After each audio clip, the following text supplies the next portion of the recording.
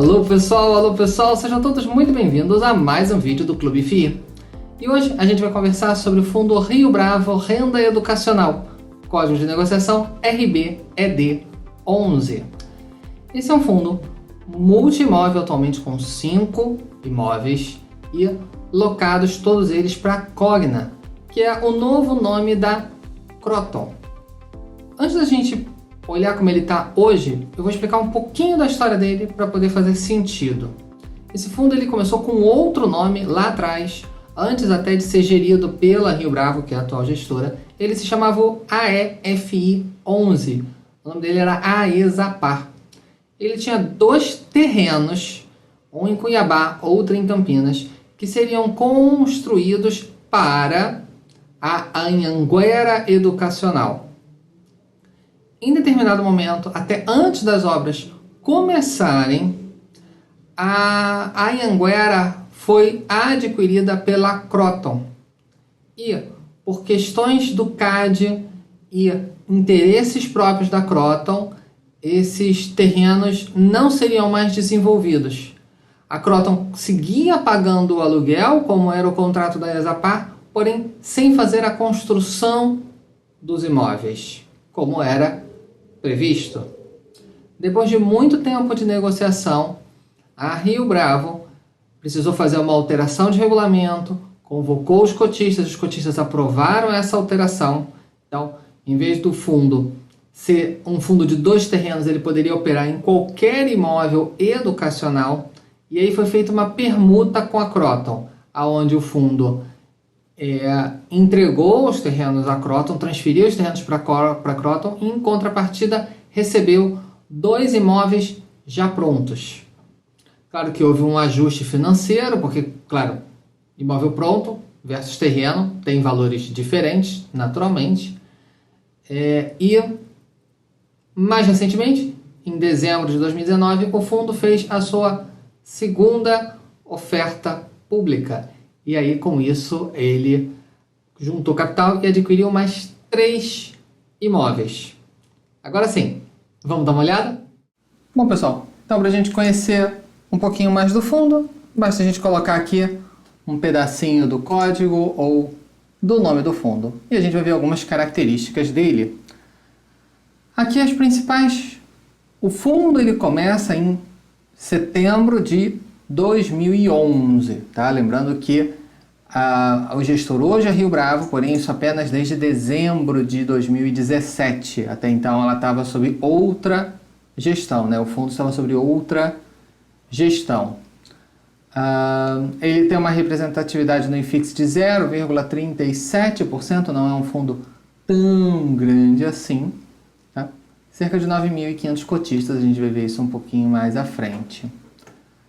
Se a gente observar aqui o histórico de cotações, claro, um fundo com uma história tão longa já passou por muitos altos e baixos, sem dúvida nenhuma, né? Lançado a R$100, como é normal, né? Há muito tempo a maioria dos fundos vem sendo lançado a R$100, ficou aí nessa janela entre R$100 e R$120, né? Em 2016, como primeiro semestre de 2016, houve uma alta no mercado de fundos imobiliários como um todo, e ele veio acompanhando.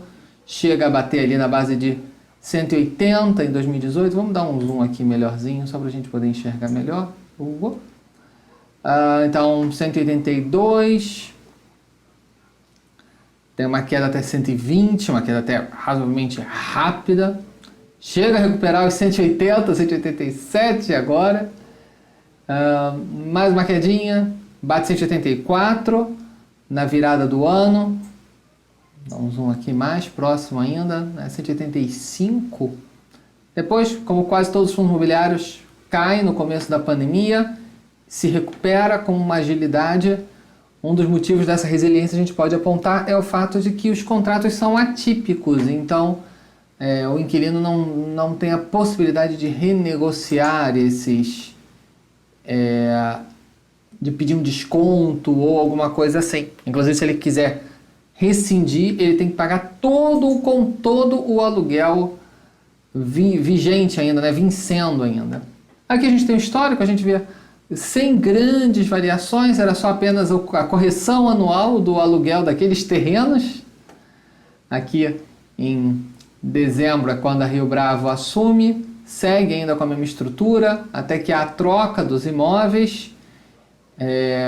Bom, atualmente o fundo vem distribuindo, então, R$ 1 por cota, isso já há vários meses. Se a gente der um zoom aqui no último ano, a gente vê, exceto aqui, que distribuiu 60 centavos, como foi muito perto da emissão, a gente pode imaginar que deve ter sido o pagamento dos custos da emissão e outras despesas acessórias, mas basicamente distribuindo R$ 1 por cota todos os meses já há algum tempinho. Quando a gente olha o valor patrimonial, aqui já com a referência divulgada de agosto de 2020, lembrando que nós estamos gravando esse vídeo em setembro, mas ele já tem atualização aqui de agosto, já foi divulgado o valor patrimonial. O valor patrimonial de cota, cerca de R$150, sendo que o fundo atualmente está cotado em 165 no dia que a gente grava esse vídeo, o que dá um ágio de 11%, enquanto o valor patrimonial do fundo é de cerca de R$267 milhões, o valor de mercado se aproxima dos 300, né, 296 milhões de reais. Olhando aqui o histórico dele, a gente pode ver que, claro, assim como as cotações subiram e desceram, a relação preço sobre valor patrimonial também já subiu e desceu bastante, já chegou a negociar com mais de 20% de ágio, até 127 em momentos passados. Também já negociou com bons deságios, até mais de 10%, né, 13% de deságio.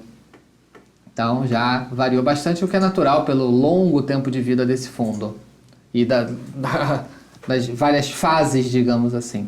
Quantidade de cotistas aqui a partir de 2017, só que foi quando os fundos imobiliários passaram a ser obrigados a divulgar essa informação. O fundo então tinha 3.000 cotistas, veio subindo, estabiliza ali na base dos 7.000 cotistas, 8.000 cotistas, e agora mais recentemente dá mais um arranque e chega a 9.500 cotistas. Normalmente quando tem uma oferta pública a gente costuma ver a quantidade de cotistas subindo. No caso desse fundo isso aconteceu um pouco mais tardiamente, digamos assim. Quando a gente olha a liquidez, a gente vê que ele é um fundo que não é um fundo que negocia R$1 milhão por dia, como a gente está sendo cada vez mais comum a gente encontrar isso, mas ainda assim uma liquidez bem boa. Nesse mês de setembro, até o momento que a gente grava, a gente está gravando em meados de setembro, a liquidez está em R$581 mil por dia. Mês passado, também não muito diferente, R$613 mil por dia.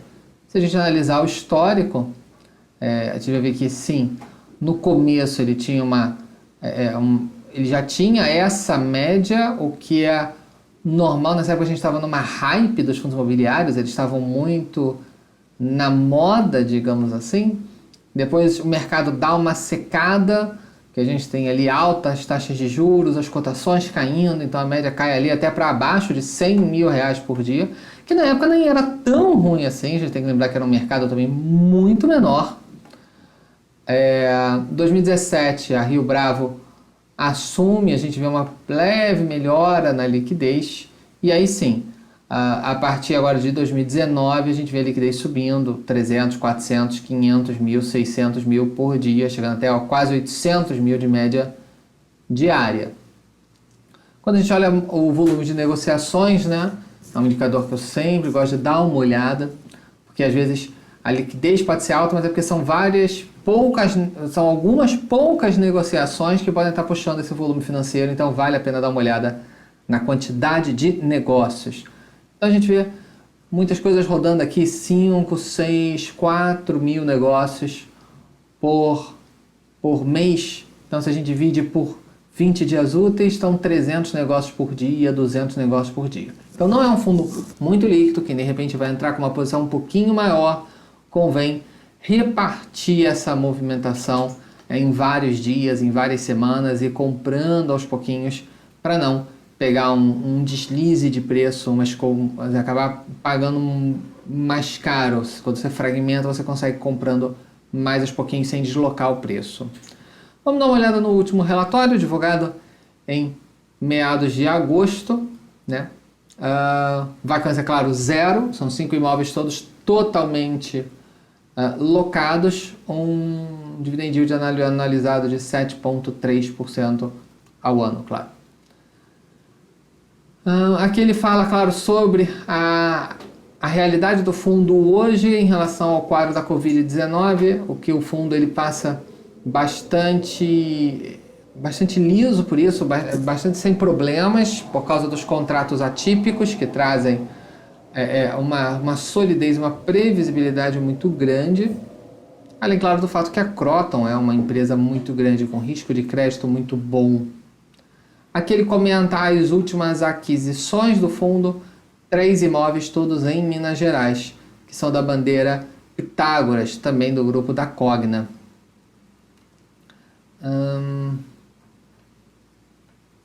Aqui tem o resultado do fundo, o resultado dele deu nesse último mês aí 1,02, então o fundo retendo aí uma pequena parte do resultado do mês, mas se a gente olhar o resultado vai tendo algumas variações. Isso acontece porque às vezes um mês o fundo pode ter que pagar uma despesa de auditoria, uma despesa da Bovespa, uma despesa da CVM ou da própria emissão de cotas, mas o gestor prefere linearizar a distribuição. Então, num mês que de repente o resultado foi um pouquinho melhor, fazer um caixa, fazer uma gordura, para que no outro mês de vacas magras, digamos assim, ele possa utilizar isso e manter essa distribuição mais linear.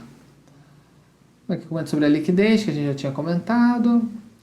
Sobre o patrimônio, todos os contratos atípicos, sendo que metade mais ou menos em Minas Gerais, 30% é o imóvel do Maranhão, né, e 20% o imóvel de Cuiabá. Quase todos os contratos, 83% da receita do fundo vem sendo em 2029. A única exceção, um imóvel lá de Minas Gerais, como a gente viu aqui em cima, ele é um pouquinho mais comprido. Ele vai até 2031. São 12 anos, que é o de Ipatinga. Bom, vamos dar uma olhada rapidamente nos imóveis. O campus do Maranhão, certo? É o principal campus da Cogna em número de alunos e também resultado. Então, é o imóvel principal da Cogna. São 47 cursos, mais de 21 mil alunos. É uma operação muito grande, são mais de 140 salas de aula e inclusive cursos de odontologia, alguns cursos de saúde, clínica de estética, e eu vou retomar isso na conclusão do vídeo. Esse aqui então é da permuta pelos terrenos, vamos dizer assim, são os dois imóveis mais antigos, esse e o de Mato Grosso. Mato Grosso, em Cuiabá, mais de 3 mil alunos, muita coisa de saúde também, biomedicina, radiologia, enfermagem, são mais de 40 cursos. Então, uma unidade, claro, não tão grande como os 21 mil alunos do campus que tem no Maranhão, mas muita área de saúde, e eu comento isso mais à frente. E agora os três mais novos, os três caçulas do portfólio. O campus Pitágoras Timbiras, mais de 3.200 alunos, operação com 18 cursos, então também não é uma unidade tão pequena assim. Também tem cursos de pós-graduação, cursos de extensão, inclusive polos de educação à distância e muita coisa de saúde, enfermagem, farmácia, biomedicina, odonto, nutrição, entre outros. O campus Betim é um pouquinho maior, tem aí mais de 6 mil alunos, 46 cursos ofertados,